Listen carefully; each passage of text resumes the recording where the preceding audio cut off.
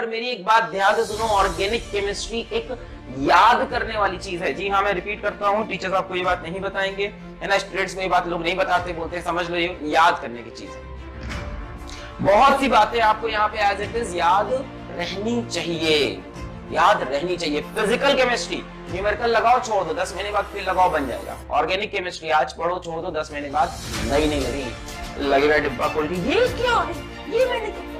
तो ऑर्गेनिक के लिए जरूरी है रेगुलर रिवीजन, खूब ढेर सारी प्रैक्टिस और खूब ढेर सारा रिवीजन। ठीक है, ऑर्गेनिक खूब रिवाइज करना है। जितने लोग सोच रहे हैं कि ऑर्गेनिक पूरी समझ में आ जाएगी, सर मैंने रिएक्शन मैकेनिज्म पढ़ लिया तो मुझको एल्काइल हैलाइड और हाइड्रोकार्बन के सारे रिएक्शन याद हो जाएंगे, ऐसा नहीं होगा भैया। ऐसे सपने मत देखो, जो तुमको ऐसे सपने दिखा रहा है वो झूठ बोल रहा है, ऐसा नहीं होगा, याद करना पड़ेगा। मैंने एक वीडियो भी किया था केमिस्ट्री कैसे करनी, केमिस्ट्री में याद करना ही पड़ेगा। तो ऑर्गेनिक केमिस्ट्री में बहुत कुछ लर्निंग होता है, अगर कोई बोल रहा नहीं कर रहा तो झूठ झूठ झूठ झूठ झूठ बोल रहा है। सफेद बहुत बड़ा सिलेबस है, बहुत बड़ा, कहने को मैं बोल सकता हूँ इसको समझा दूंगा मैं, है ना, समझाने में 4 रिएक्शन 10 रिएक्शन 15 रिएक्शन समझा सकता हूँ। ओवरऑल तुमको चीजें बहुत सी याद करनी पड़ेगी। तो नोट्स अच्छे बनाए, नोट्स का हर पॉइंट इंपॉर्टेंट होगा और उसको हमेशा रिवाइज करें।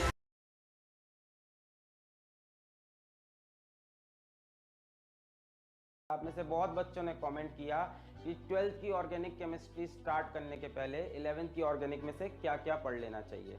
कई लोगों ने नहीं कमेंट किया और 12th की ऑर्गेनिक पढ़ना स्टार्ट कर दी। अल्काइल हैलाइड को रट्टा मारे जा रहे हैं, अल्कोहल का रट्टा मार रहे हैं, एकदम रिएक्शन लिख लिख के रटते जा रहे हैं। तो इस तरह से ऑर्गेनिक नहीं बनने वाली भैया, है ना। हम कोचिंग 4 साल पढ़ा है, हमने देखा हर साल के एंड में बच्चे आ जाते हैं कि ऑर्गेनिक बहुत बड़ा है, मुझसे नहीं हो रहा है सर, इतनी रिएक्शंस हैं, कौन याद करेगा, ऑर्गेनिक कूड़ा है, ब्लेम करने लगेंगे। तो ये ब्लेम गेम आप खेलना हो तो लास्ट में खेल लेना, किसी का फायदा नहीं होना है, ठीक है। मतलब ऑर्गेनिक को कोई नुकसान भी नहीं होगा, तुम उसको ब्लेम करके चले जाओगे तो कोई फर्क नहीं पड़ेगा। अभी आप किसी भी एग्जाम को उठा लो, अपने 12th का आपको देना है तो आप 12th CBSE का उठा लो, तो CBSE में कुछ नहीं तो कम से कम आपका 25% ऑर्गेनिक आना ही आना है, जिसमें से मैं पॉलीमर बायोमोलिक्यूल्स को हटा दे रहा हूँ। चलो अगर आप IIT की बात कर लो तो IIT में आपका 30% से ऊपर ऑर्गेनिक हर साल दिख रहा है। अगर आप नीट की बात कर लो तो नीट में थोड़ा सा कम होगा, 28% के आसपास ऑर्गेनिक दिख रहा है। अगर आप इतना बड़ा पोर्शन हर अपने एग्जाम का छोड़ के खुश हो, सिर्फ ब्लेम गेम में खुश हो तो करो। अगर आपके ब्लेम करने से ये परसेंटेज कम हो जा रहे हैं तो बहुत अच्छी बात है, बहुत बधाई है। नहीं हो रहे हैं। अब सुनो प्रॉब्लम क्या है ऑर्गेनिक केमिस्ट्री में। जो बच्चे पूछ रहे हैं बहुत अच्छा कर रहे हैं कि 12th की ऑर्गेनिक स्टार्ट करने से पहले 11th की ऑर्गेनिक से क्या पढ़ना चाहिए, वो बहुत अच्छा कर रहे हैं। जो नहीं पूछ रहे हैं, रटना स्टार्ट कर रहे हैं, उनको हम बता रहे हैं, या जो साल के अंत में जाके ब्लेम करना स्टार्ट करेंगे। देखो एक बहुत सिंपल सा एग्जांपल देते हैं। मान लो अभी हम तुमको एक रोलिंग मोशन का क्वेश्चन दें क्लास 11 के बच्चे को। अभी क्लास 11 का बच्चा मेरे ख्याल से काइनेमेटिक्स एनालिटिक्स कंप्लीट नहीं किया होगा जो समय चल रहा है इस समय के हिसाब से। मान लो उसने काइनेमेटिक्स नहीं पढ़ा, वर्क एनर्जी नहीं पढ़ा, है ना, उसने वेक्टर्स नहीं पढ़ा है, उसने बेसिक मैथमेटिक्स नहीं पढ़ा, और उसको हम रोलिंग मोशन का क्वेश्चन पकड़ा दें, क्या होगा? यही होगा, 2-3 क्वेश्चन वो रट लेगा, कुछ तरीके रट लेगा, फिर सवाल करने लगेगा, है ना। पर जहाँ कोई कॉन्सेप्चुअल चीज आई गायब हो, उसे कोई चीज समझ में भी नहीं आ रही, वो तो रटे जा रहा है। 3 क्वेश्चन एक जैसे उसने देख लिए, ओमेगा निकालने का तरीका सीख लिया, वो अगले क्वेश्चन वैसे ही ओमेगा निकाल रहा है। थोड़ा सा इधर उधर होगा, उसकी हालत खराब, और वो आज सोएगा कल सुबह उठेगा भूल जाएगा, उसने तो रट के लिया था सब। वहीं वो काइनेमेटिक्स पढ़ा होता, वहीं वो वेक्टर पढ़ा होता, सारी चीजें पढ़ा होता, तो उसको चीजें दिमाग में बस जाती, सवाल के अंदर वो रीजन ढूंढने लगता। तो यही हाल आपका हो जाता है जब आप 12th की ऑर्गेनिक पढ़ना स्टार्ट करते हो 11th की ऑर्गेनिक पूरी इग्नोर करके। आप 12th की ऑर्गेनिक उठाते हो, अल्काइल हैलाइड के रिएक्शन को उठा के 12th की ऑर्गेनिक के आप रिएक्शन रटना स्टार्ट कर देते हो कि भाई इस केस में ये बन रहा है, यहाँ ये बन रहा है। मैकेनिज्म से कोई मतलब नहीं। बिना फील के, बिना टेस्ट के आप खाना खाओगे तो मजा नहीं आएगा, वो डाइजेस्ट नहीं होगा कभी भी। आप बिना टेस्ट के खा रहे हो, अच्छा इसमें नमक भी डाल दिया, चीनी भी डाल दिया, सब मिला दिया, हम सब खा जाएंगे। तो इस तरह से नहीं होता काम ना।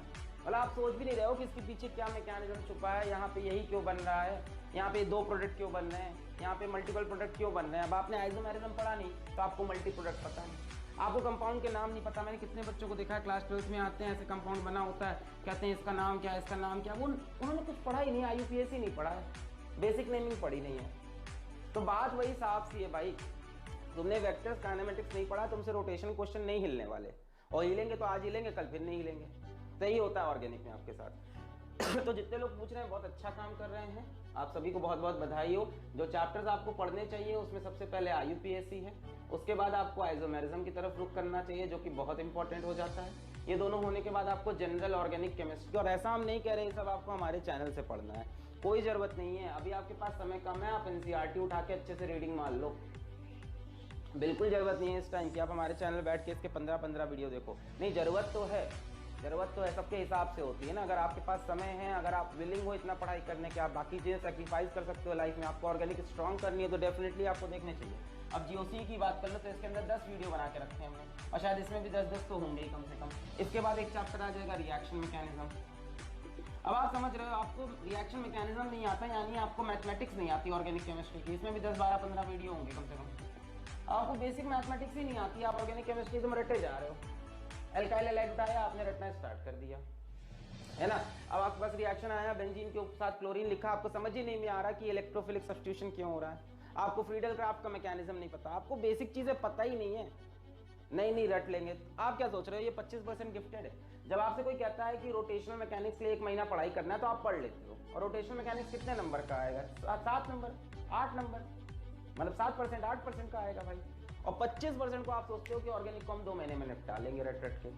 ऐसे नहीं होता भैया। एक तरफ आप इनऑर्गेनिक को पहले ही छोड़ के बैठे हो, है ना, फिर आप मोटिवेट हो जाते हो कोई सीरीज देख के कि केमिस्ट्री हटा देंगे, फिजिक्स मैथ्स से सिलेक्शन ले लेंगे। देखो ये सब घटिया बातें हैं, एकदम सच्चाई सुन लो। केमिस्ट्री के बिना सिलेक्शन चलो हम मान लेते हैं हो जाता है, बट जो सच्चाई है समझ लो, केमिस्ट्री सबसे ज़्यादा ईजी होता है, सबसे ज़्यादा स्कोरिंग होता है। तुम्हें नीचे कॉमेंट में जो बोलना हो बोलो, सच्चाई यही है, टीचर है हम बताएंगे। केमिस्ट्री सबसे ज़्यादा स्कोरिंग होता है, किसी भी कॉम्पिटिटिव एग्जाम की तुम बात कर लो।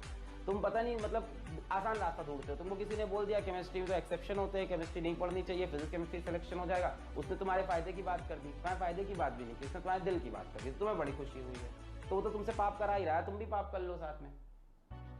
आप बात नहीं समझ रहे हो। अगर आपने बेसिक मैथमेटिक्स नहीं पढ़ रखी है तो आप हायर मैथमेटिक्स कैसे पढ़ोगे? अरे ये रिएक्शन स्टफ नहीं है, आपका बेस ही नहीं है, आपको इसका नाम नहीं पता एसीटोफिनोन है, आपको पता नहीं इसके आईयूपीएसी नेमिंग क्या करते हैं, आपको पता नहीं कि इसकी प्रॉपर्टीज क्या होती है, आपको कंपाउंड के बारे में कुछ पता ही नहीं। अब कहीं पे आपको कोई रिएक्शन दिखा, आपको पता ही नहीं उसके पीछे छुपा हुआ मैकेनिज्म कौन सा है। आपको वो रिएक्शन पर्टिकुलर तो याद हो जाएगा, अभी वहीं से एक स्टेप हम आगे बढ़ जाएं तो आप कहोगे पता नहीं क्या होगा इससे।